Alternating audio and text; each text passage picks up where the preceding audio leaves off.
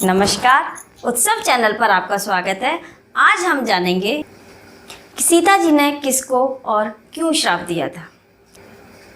ये बात उस समय की है जब राम, सीता और लक्ष्मण वनवास पर गए हुए थे और राजा दशरथ की मृत्यु हो चुकी थी।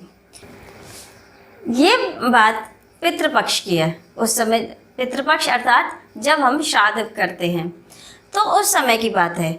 रामचंद्र जी को पिंडदान करना था और पिंडदान करने के लिए उन्होंने एक पंडित जी को बुलाया।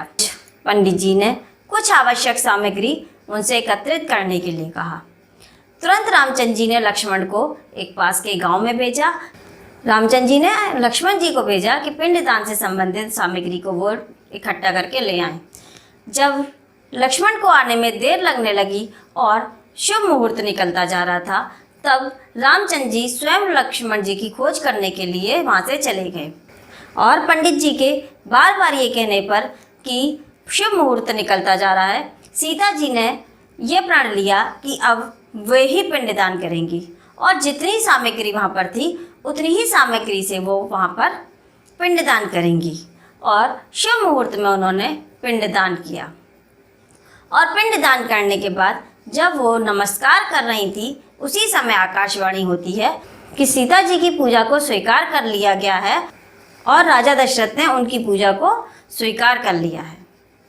सीता जी इस बात से खुश हो गई कि उनकी पूजा को स्वीकार कर लिया गया, लेकिन वो इस बात से भी बेचैन थी कि रामचंद्र जी और लक्ष्मण जी उनकी इस बात को नहीं मानेंगे कि उन्होंने पिंडदान किया है और जो कि स्वीकार कर लिया गया है।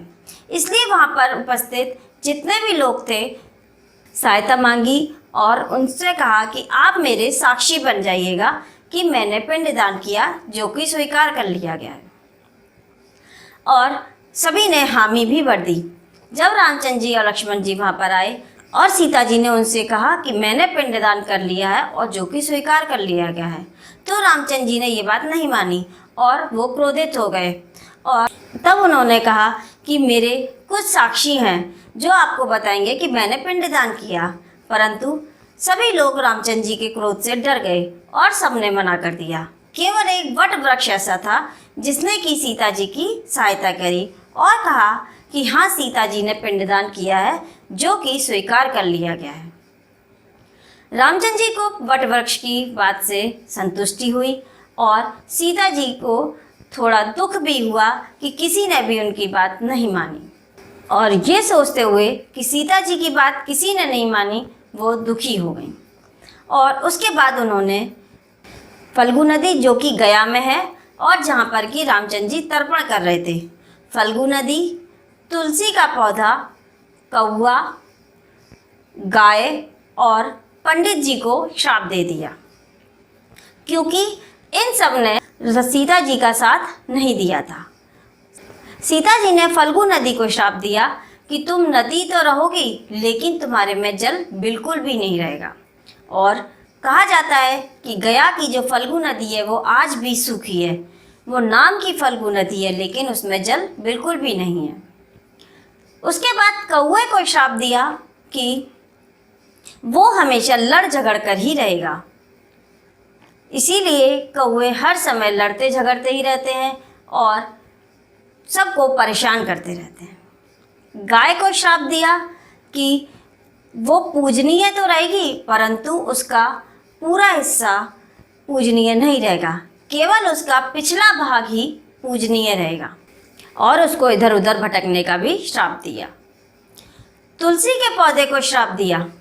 तुलसी के पौधे को यह श्राप दिया कि गया की मिट्टी में तुलसी का पौधा कभी नहीं पनपेगा।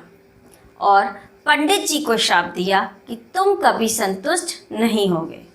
और यही कारण है कि पंडित जी को कितना भी दान दक्षिणा दे दें लेकिन वो कभी संतुष्ट नहीं होते हैं।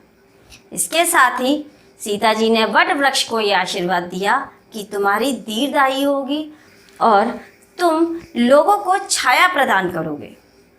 और सीता जी ने वट वृक्ष को ये भी आशीर्वाद दिया कि सुहागिन स्त्रियां अपने पति की दीर्घायु के लिए तुम्हारी पूजा करेंगी और इसीलिए वट सावित्री वृक्ष की पूजा भी करी जाती है।